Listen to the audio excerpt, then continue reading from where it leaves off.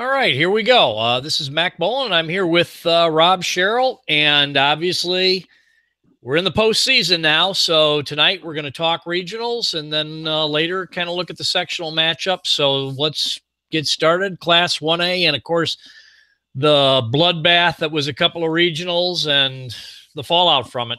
Yep. Yeah, absolutely true. As a result of the placement of teams in regionals in 1A, which, as we discussed last week, Yep. saw a regional with five top 25 teams in it, three other regionals with four top 25 teams in them. So on Saturday, really through no fault of their own, I'm going to say, a lot of teams were eliminated from the team title chase.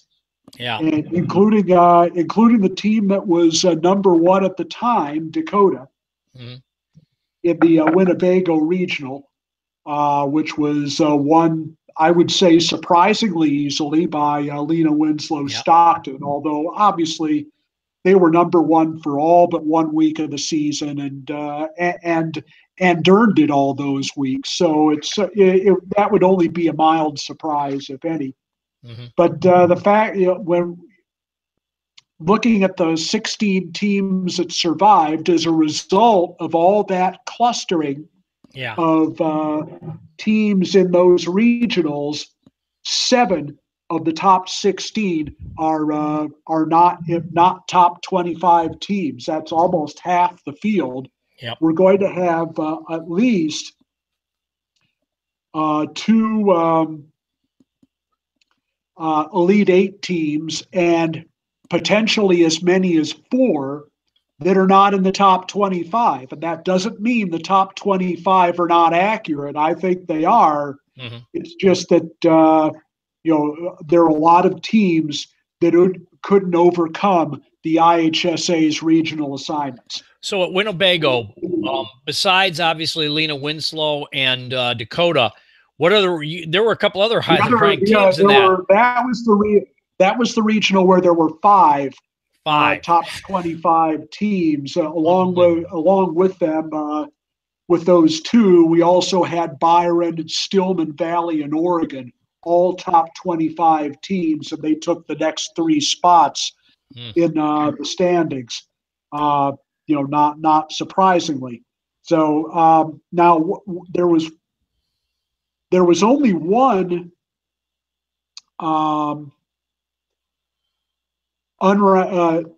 team that did not make the top 25 in 1A that won a regional over a top 25 team, and that happened at Camp Point Central, where Beardstown won that regional with Petersburg Porta finishing second. But Beardstown did start the season in the top 5.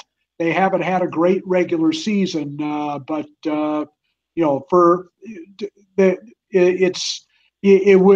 would be a stretch to say that that it's surprising that they're one of the final 16 teams, because they certainly had it in them all along.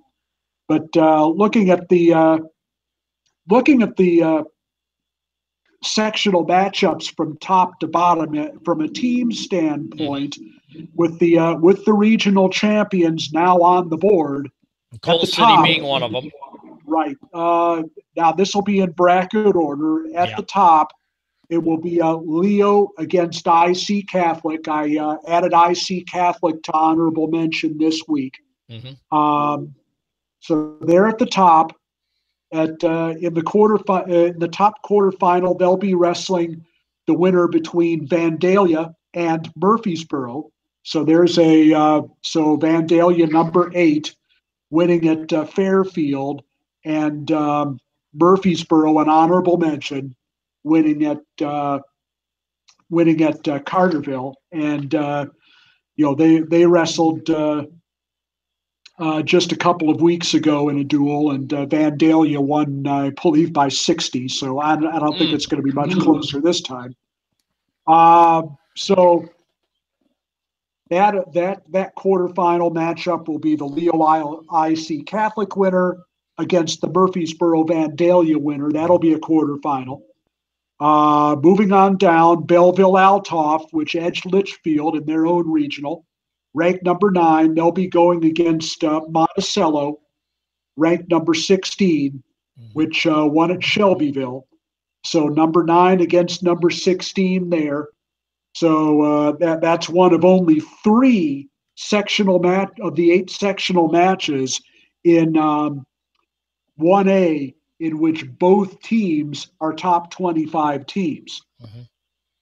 They will be wrestling the winner between Princeton, which is not ranked, against Erie Prophetstown, which came out of a 4-team ranked regional at Rock Ridge over Orion, Rock Island, Dolleman, and Sherrard. So it will be Princeton against Erie Prophetstown, ranked number 14. And that's the top side of the 1A state bracket. Moving on down onto the bottom half, Hope Academy, which was an Elite 8 team last year and is honorable mention this year, will be going against Walther Christian, not ranked. So that the winner of that will take a spot in the Elite 8. Both teams have been there before. And then, of course, another casualty of a blind draw. We'll have number 3 Aurora Christian going against number 1 Lena Winslow Stockton at Morrison, and the winner of that match will advance, and they'll take on the Hope Academy Walther Christian winner in a quarterfinal.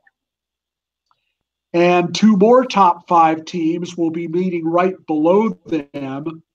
Number 5 Clinton will be meeting number 4 Coal City. Those 2 teams have not met this year, so that'll be an interesting first-time meeting. They both I think, purely as a dual meet team, Clinton might be the best of all of them. And it will be interesting to see how the balance of their lineup is able to handle Coal City. And then at the bottom, they'll be taking on the winner between Beardstown, which we've already mentioned, and number 21, El Paso Gridley. Now, we had a tie in that regional at Eureka with El Paso Gridley and Tremont both scoring 150 points to tie for first place. El Paso had 4 regional champions, individual champions. Tremont had 2, so El Paso is the one that advances. So it'll be honorable mention Beardstown against number 21, El Paso Gridley at the bottom of the bracket. So it looks like the bottom bracket is loaded. Not too bad. So we have 4 of the top 5 teams did manage to get through, and they would meet in a semifinal at Bloomington. Those 2 teams, most likely. So I think you can pencil in the Aurora Christian Lena Winslow Stockton winner beating the Clinton Coal City. I was just going to say, Clinton Coal City semifinal at Bloomington. I think we can almost assure that that's going to happen. Yeah. Yeah, so, but again, it's unfortunate that's going to be a semifinal matchup. Sure, absolutely. The best one, the highest ranked team on the other side is Vandalia, but that's okay. Vandalia has had so many bad draws over the years that maybe the bracket gods smiled on them this year. They've already so they got the they've already beaten Altoff in a dual meet this year. They've beaten Monticello. They have not wrestled Erie, but they would beat Erie. So they've got I think the lottery draw. They have a very good shot. They have a very good shot at reaching the finals, which is something they haven't done since they won it back in 1996. So from that standpoint, I'm sort of rooting for Jason Clay and his team to to at least make it that far, and then we'll see what happens if they get Lena Winslow or Coal City or Clinton or Aurora Christian. They they did take they were tied with Lena Winslow with 2 matches left to go at the Rumble. So that's good. So you never know. Anything could happen. Yeah. Okay, so 2A. In 2A, we starting off at the top of the bracket. We have we have Back of the Yards who did get through their regional, as I predicted last week, over De La Salle, going against Hinsdale South on Tuesday at on a week from Tuesday at Lamont. So that's 2 unranked teams wrestling for a spot in the Elite Eight. Both would be there. I think Hinsdale South may have made it a couple of years ago, but it would be we have a spot up for grabs there, and they would be wrestling at the winner between Antioch, ranked number 14, and Fenton, ranked number 25. Antioch and Fenton will be going at it against each other. At Fenton is hosting the team sectional up there, and the next group down is Marion Central Catholic, which has gotten this far for the first time with the win over Crystal Lake Central at Harvard. And they will be taking on Niles Notre Dame, which I believe did accomplish what I believe may be a first. They had 14 regional champions in their regional. Good for them. But they've already lost badly to Marion Central in a duel this year, and that's likely to happen again. So Marion Central is probably going to make their first Elite Eight trip. And at the bottom of the top bracket, we have the 2-time defending state champion Washington going against LaSalle, Peru, which did manage to win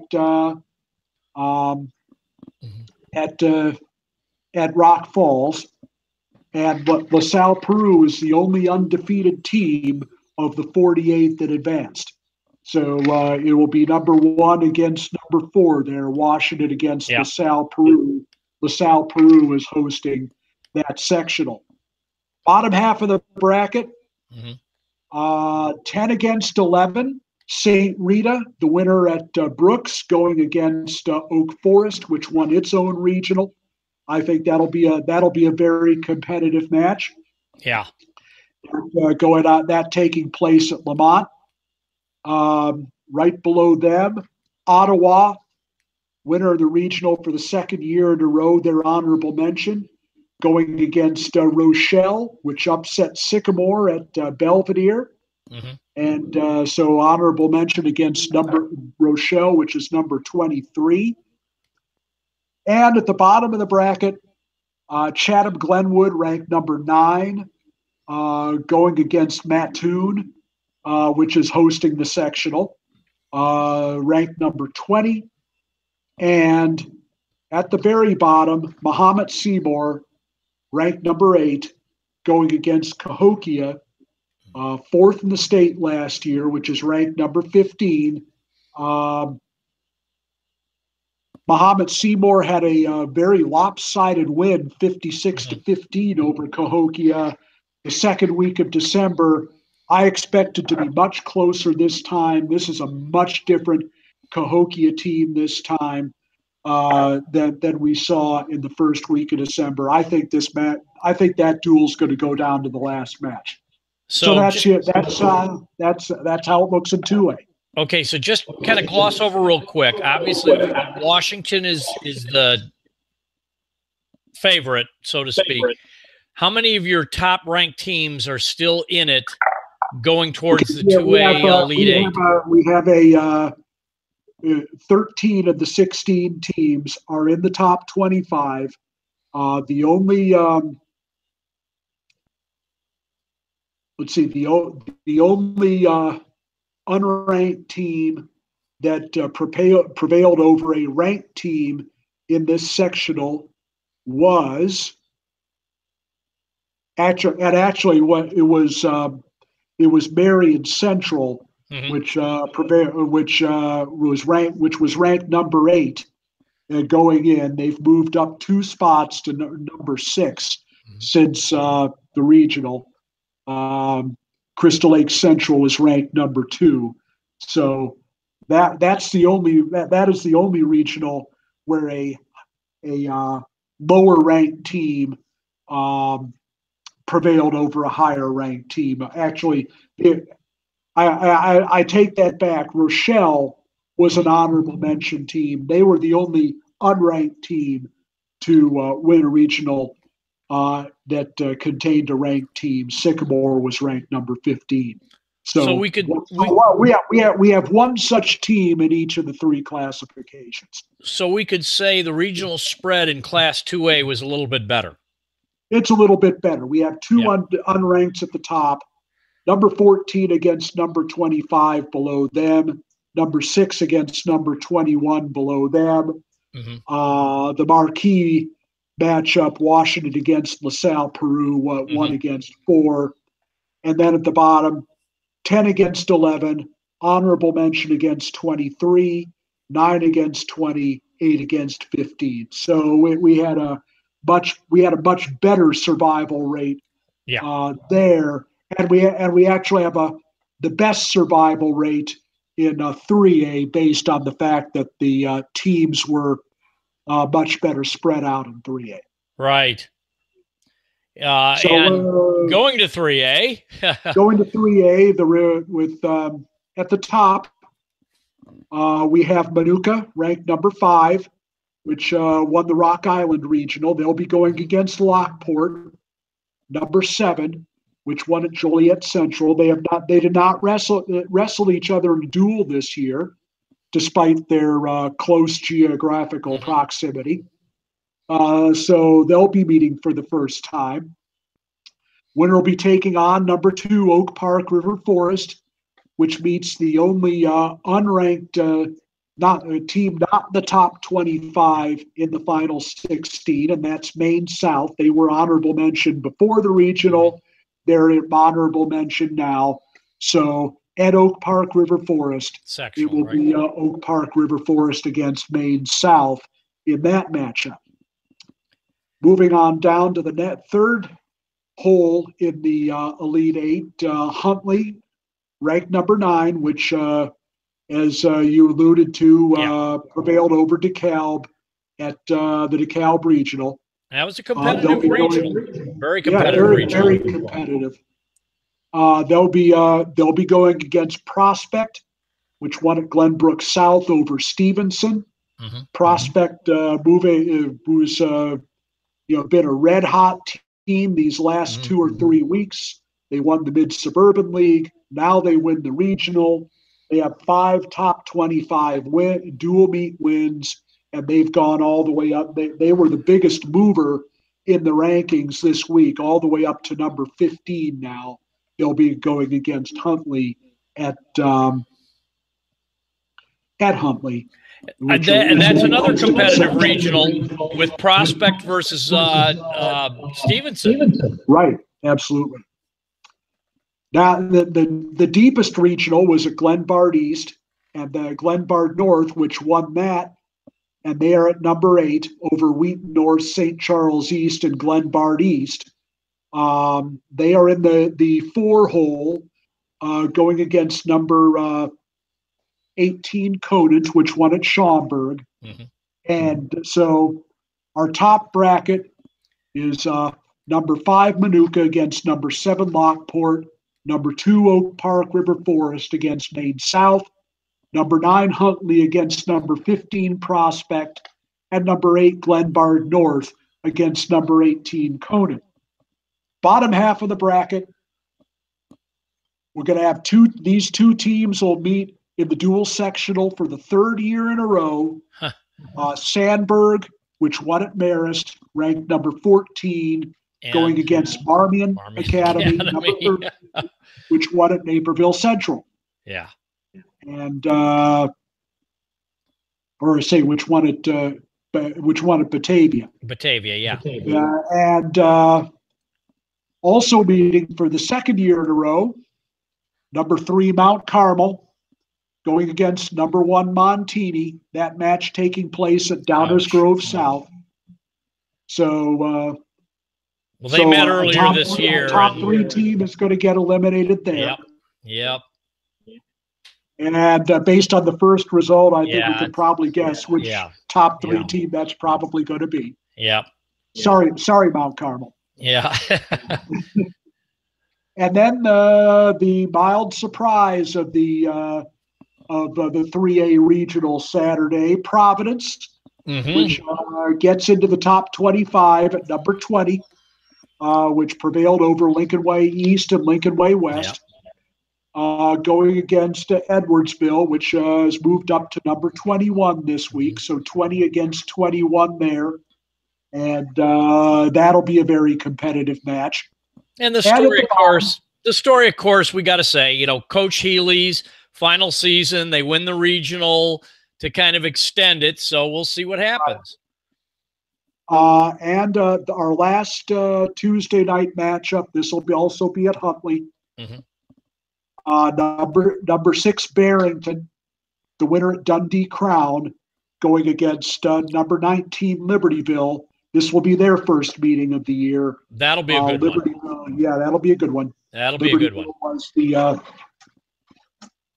Was the winner at Warren.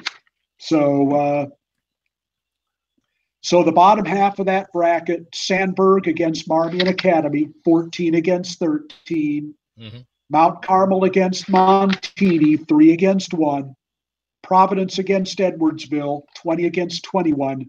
And Barrington against Libertyville, 6 against 19. So that's what our Tuesday night dual sectional matchups are going to look like all the way across the board in 1A, 2A, and 3A. Okay, so we have the individual sectionals coming up, and I would highly advise everybody to pay attention to changes in the schedules because of the incoming snowstorm. I know at least one sectional is going to do an all-day Saturday tournament. They've already canceled any rounds on Friday, so I highly recommend double check. You're the you may have those in front of you. So whatever you know, why don't you go ahead and share that? Well, the only one I know so far, I think, was Larkin is going straight Saturday. They are canceling Friday. They're just going to do a one-day Saturday. I believe Hinsdale Central is going to do a late start, but that may change. That may change too. So I just highly recommend anybody who's watching, because of the incoming snowstorm where they're talking anywhere from up to 14 inches of snow. Oh, wow. Just look and double check, because a lot of those schools may actually cancel the Friday night session or start later, depending. Okay. Those are the only two I know of right now. I know Hinsdale Central kind of backed up their Friday, and I believe Elgin is going to just do a one-day Saturday tournament and start early, and it's going to run all day long. So it's going to be a long one. Yeah, absolutely. So some people are going to, let's see, with the 12, they don't think there's any way you can wrestle more than 5 times. Right. And they kind of discussed about the that bracket, we'd be in trouble. Because you could have a 6th match there very easily. Yeah, and the only place where it might be an issue is like the third place matches. But because both 3rd and 4th place advance now, you don't have a blood match. Sure. That takes place. But again, I'm just reiterate, everybody double check on the sectional schedules, because changes are coming. And it won't just be up here in the Chicago area. It's going to be statewide. Probably not as bad far south, Yeah, but particularly places where travel yeah. is going to be a consideration. So without going into too much depth on the sectionals, looking at individual sectionals now I'm talking about, Class 1A, what would be your tough or bloodbath sectional for that one? Okay, well, I've done a little bit of work on this, and looking at 1A, and obviously, as we have discussed, with the regional and with the team regional and sectional assignments, this is not a very this is a very poorly spread out field in terms of the talent. Looking at it sectional by sectional, and those of you who are subscribers to the Illinois Best Weekly, you already know what I'm going to be talking about here, but that's okay. Yeah. But the deepest sectional in terms of, and I'm going to limit myself to wrestlers ranked in the top 10 at their weights. The deepest sectional is Oregon. We're talking obviously top 10 at a weight, 14 weight classes. We're talking about the top 140 kids in each classification total. Now, at Oregon, 54 top 10 wrestlers are competing there. So that's 54 out of 140. That's all, that is almost a third of the actually it's more than a third of the entire top 10 of the classification. There are 6 ranked wrestlers at 132, 6 of the top 10 at 132 at Oregon, 6 of the top 10 at 152 at Oregon, 5 of the top 10 at 120, 5 of the top 10 at 170. So those are the deepest weights, but primarily it's the lower and middle, particularly the middle weights at Oregon that are really 120 through 170 are really the toughest weights there. And there are 4 number 1 wrestlers that are competing in Oregon. Cameron Johnson of Aurora Christian, number 1 at 120. 2 number 1 wrestlers from Stillman Valley, Jared Van Vliet, the Air Force Academy commit at 132, and Drake Jennings at 195, and Maverick McPeak of Dakota, number 1 at 220. And McPeak, here's a Win Magazine spoiler alert. I have in the new rankings that are going to come out in this issue that hits the stands and the mailboxes within the week. I have 21 Illinois wrestlers that are ranked in the top 25 at their weights. 9 of them in the top 5, and Maverick McPeak made my top 25 at 220. So spoiler alert there. He's earned it based on the season he's had.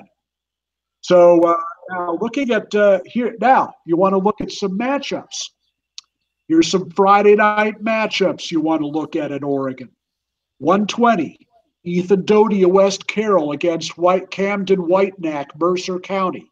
These are all Friday night, so you don't have to wait till Saturday to see these. Dan Bleet's going to be wrestling Jack Padding of Rock Island Alleman, one of the top freshmen in 1A. At 152, J.C. Gonzalez of Aurora Christian's going to be wrestling Cale Sanders of Sterling Newman, 152, one of the weights where they have 6 top 10 guys. So that's the top Friday night matchup there. At 160, Peyton Hamrick of Princeton against Stam Durfee of Stillman Valley. At a 285, Taylor Fleetwood of Fulton, state runner-up, going against Tyler Ellsbury of Byron. Those matches just taking place in the first two rounds on Friday night. So if you're wondering whether you ought to go see Friday night at Oregon, get your tickets now. Some of the semifinals are worth noting. I'm just going to go ahead and skip to 132 because the winner of the Van Vliet padding match is going to wrestle the two-time state champion Tyler Fleetwood of Fulton. That's a semifinal. Wow. So go figure. Yeah. We had now across the board, we had several wrestlers, particularly in 2A and 1A, who bumped up from 220 to 285 for the regional. And it's worth noting that the number one ranked wrestlers at 285 in 1A and 2A wrestled most of the regular season at 220. Interesting. Jace Punky of Washington is your 2A guy. He's wrestled a lot more at 285 than our 1A guy that I'm about to mention. But he has taken Punky has taken over the number one spot at 285, and we'll get to him when we start talking about 2A. Yeah. But Keaton Fogler of Olympia, and we'll get to Olympia in a minute, wrestled the entire season at 220. He did have a couple of wins over highly ranked guys at Abe's Rumble at 285, and 220 is such a strong weight class in 2A. After he lost to McPeak at Princeton, they decided to move Fogler up to 285, and he is now ranked because of his wins over the 285-pounders up there. He is now ranked number one at 285. So you have two 225-pounders now ranked number one at 285. So our 2A Good. Another guy who went up, just for a second, who went up to 285 was the defending 220-pound state champion, Logan Lee of Orion, who also lost to McPeak at Princeton. So Lee is now also at 285. He'll have to wrestle Ian Kuehl of Lena Winslow Stockton, who was third in the state last year, in another semifinal at 285 at Oregon. So that is a very, very stacked and packed section. Very stacked. Now moving on to Olympia, almost as much depth as Oregon,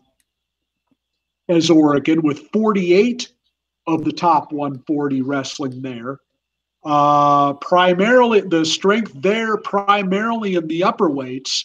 They do have 4 weight classes at which they have 5 of the top 10, 113, 145, 195, and heavy.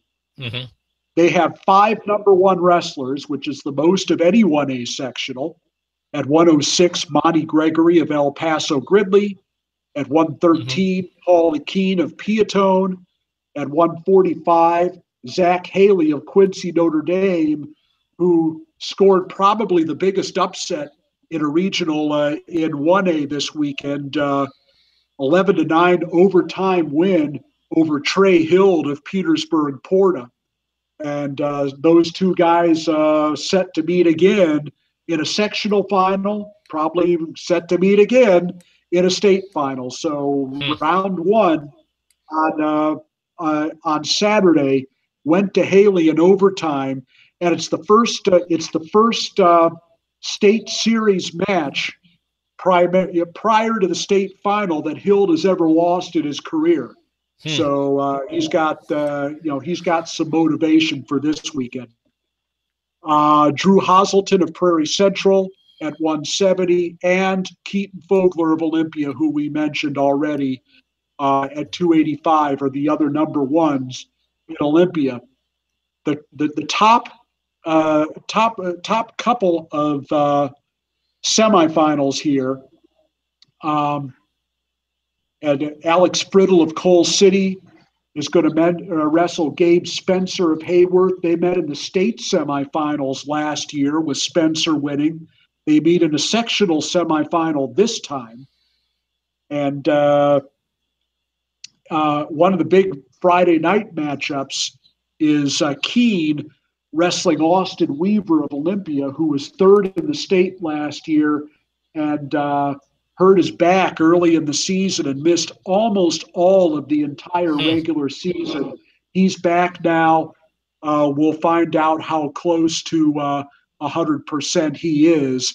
Another semifinal we're going to mention is at heavy. Fogler, if he gets past Alex Steidinger of Prairie Central on Friday night, and I assume he will, in the semifinals, he'd meet Cody Baker of Peoria Manual, who is undefeated at 30-0. So that another big match there. Moving on to Vandalia, where we have 33 of the top 140 there, and several weights where they have 4 of the top 10, 106, 126, 182, and 220.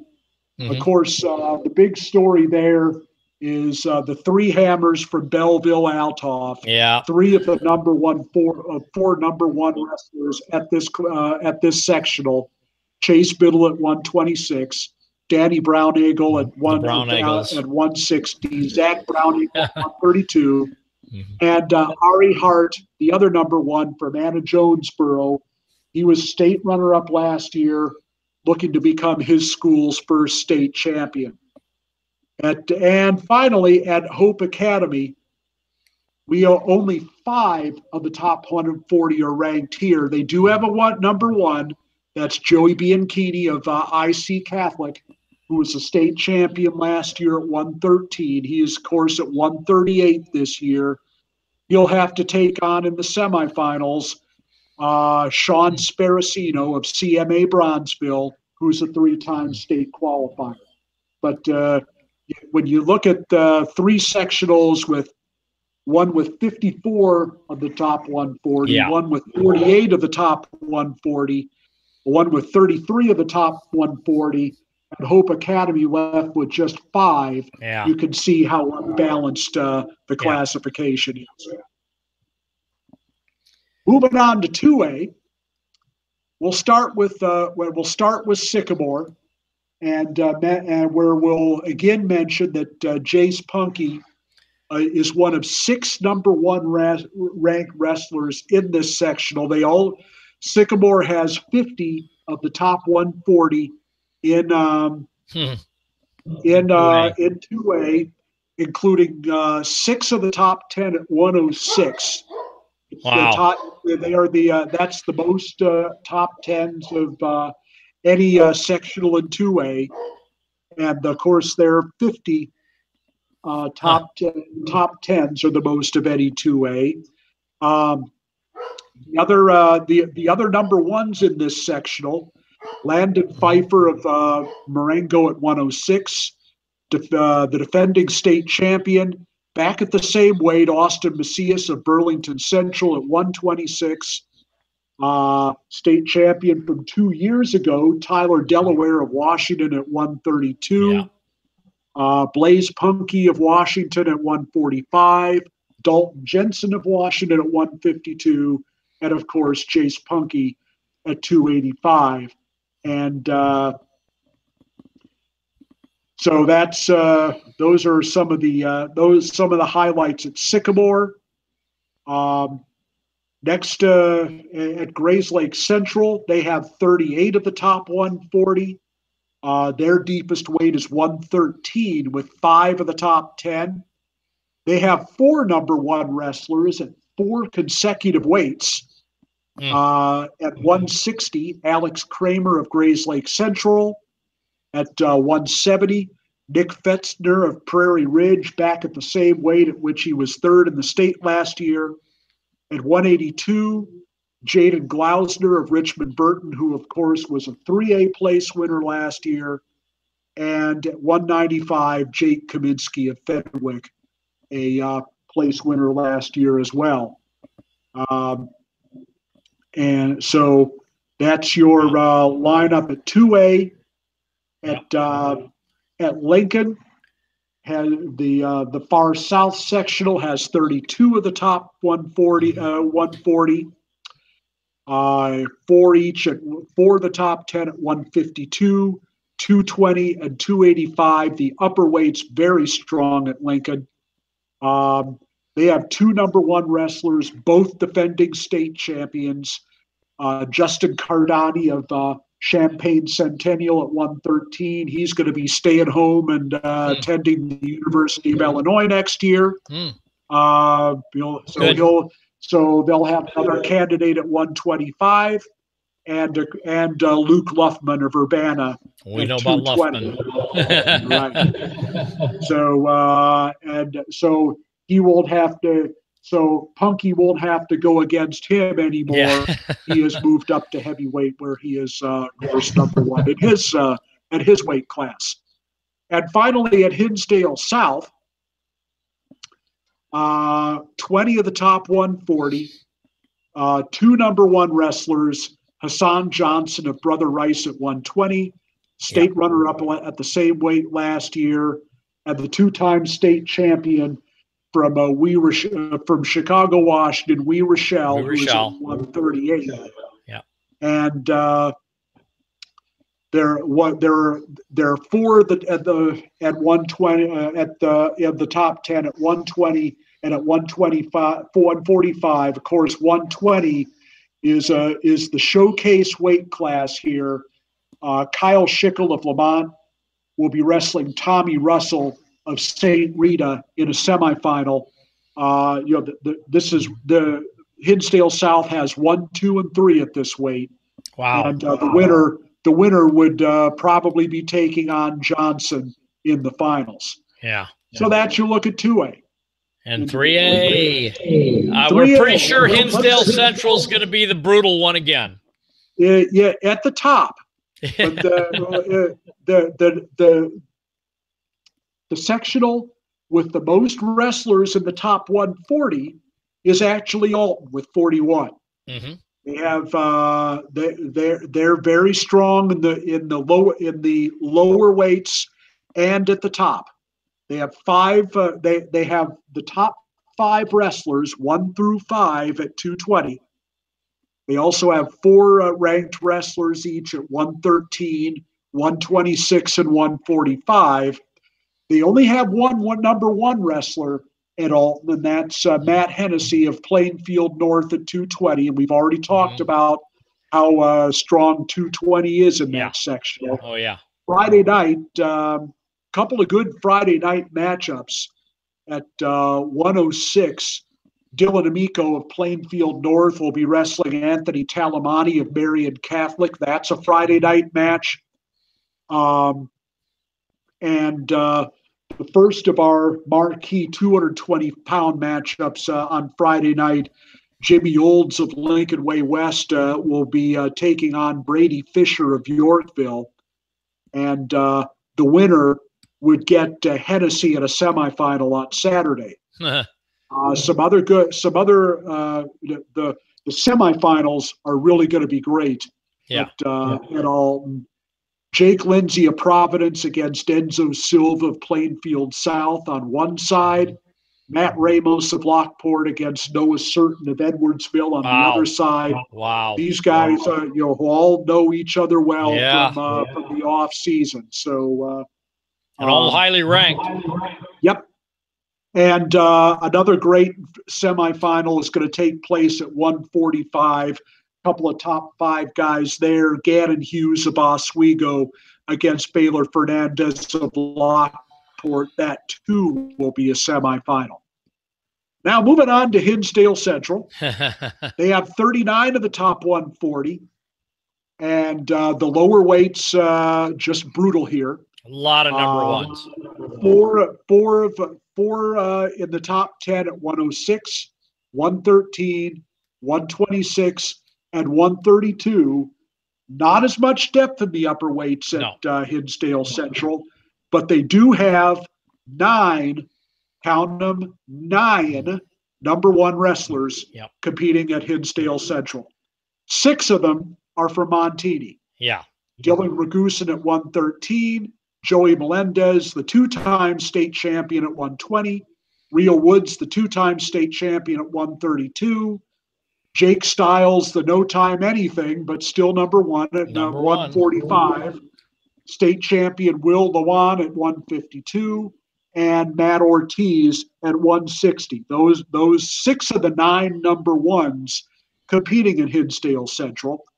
The others are Robbie Presson of Andrew at 126, Trevor Chumbley of Marmion Academy at 138, and Sergio Villalobos of Downers Grove South at 195. So 8 weights in a row, 113 through 160. The number 1 ranked wrestler in 3A is at this sectional. So the up top strength, really good. Yeah. Depth, not so much so, especially when you get above 145 pounds. Yeah. You know, Lewan is the only top 10 guy at 152, and 285 also has only one top 10 wrestler. So, you know, lots up top strength, not as much depth as you might expect here. There are some good Friday night matches, though, particularly at 113. That's the weight class to watch. Nate Cummings of Downers North, state place winner. Mm-hmm. He'll have Luke Valdez of Andrew on Friday night.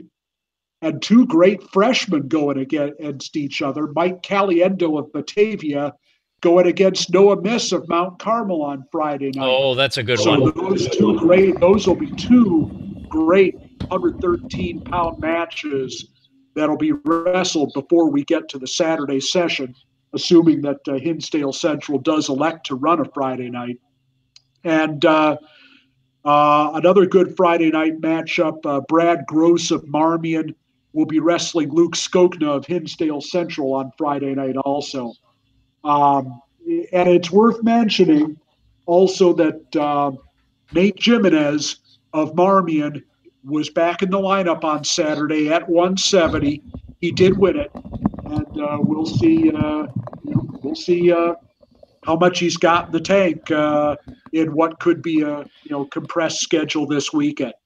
Yeah, I just got an update from Nate Kesson, just to break in here real quick. Okay. Hinsdale Central and Hinsdale South are also doing one-day sectionals on Saturday, in addition to Larkin. Oh, thank you, Nate. I take it from I take it from Nate checking in that's where he's going to be working. Yeah. Attaboy, Nate. You got yourself a good one, buddy.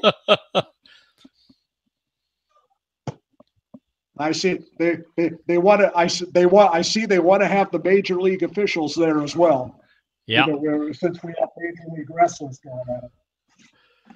So now, so obviously, looking at semifinals. Yeah. Some good ones there. Poor Jake Stiles and Kendall Coleman. They cannot catch a break. They made him wrestle in the semifinals at the Catholic League. They're making him wrestle in the semifinals at Hinsdale Central. What's the world coming to? I tell you. Well, that's what happens when you do a P draw instead of a seeding. Yep. Well, although it's a little, exactly. Yeah. But we have a couple of other great semifinals. 138. A couple state place winners there. Jacob Dado of Marist going against Fidel Mayor of Montini. That will be a semifinal. That'll be a good one. And the semifinals at 106. Michael Lavelle of Marist and Colton Drusius of Mount Carmel are on one side. Nate Vasquez of Montini and Diego Sotelo of Marmion are on the other side. Wow, that's a loaded 106, folks. If you haven't seen these guys wrestle, that's a loaded 106. That's how your semifinal will look. Lavelle against Drusius, Vasquez against Sotelo, barring any upsets prior to that round. So so that's your Hinsdale Central look. Now heading to Larkin. where we have 21 of the top 40. We do have 3 number 1 wrestlers there.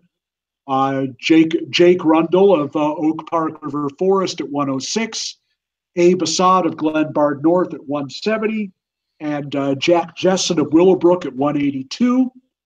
And the upper weight's pretty solid here at Larkin with 4 top 10 guys at 182. That's their best representation. 3 of the top 10 at 170, 3 of the top 10 at 195. So the top upper weights are pretty solid there. Mm-hmm. And that's your look at that's your look at 3A. And just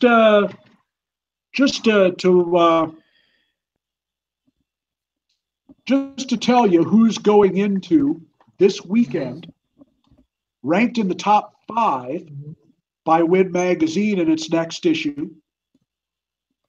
Jacob Rundle will be number 4 at 106. Dylan Ragusin, number 4 at 113. Noah Certain, number 5. So we got 2 top 5 guys at 113. Joey Melendez, number 5 at 120. Rio Woods, number 3 at 132.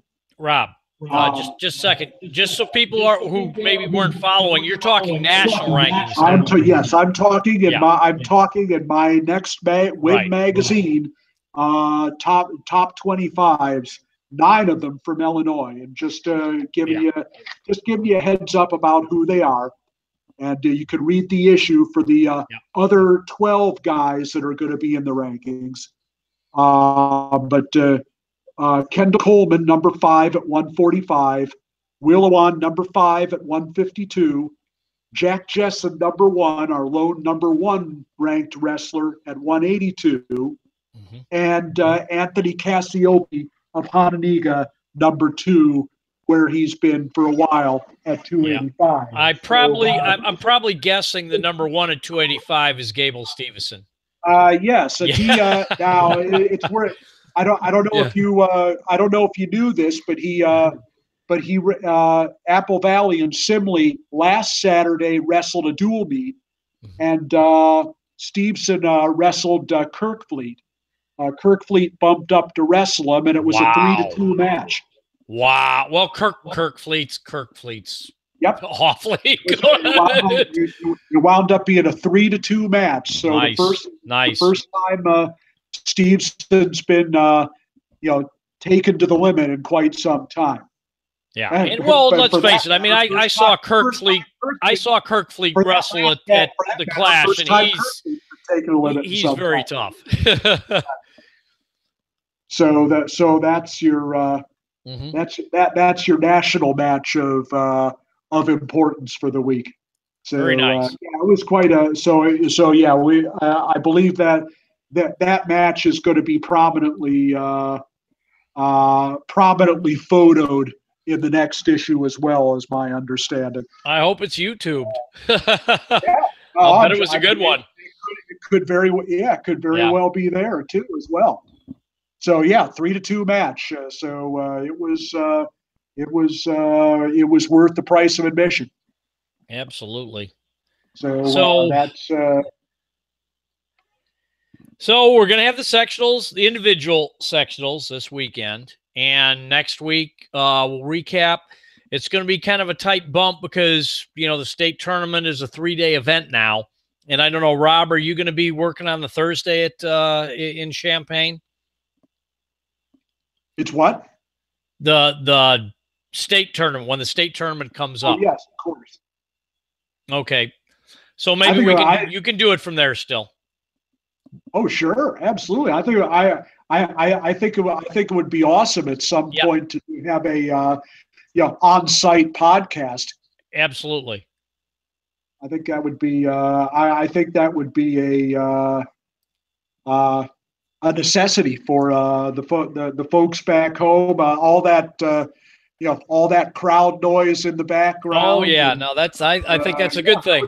I think that would get some major hits going there.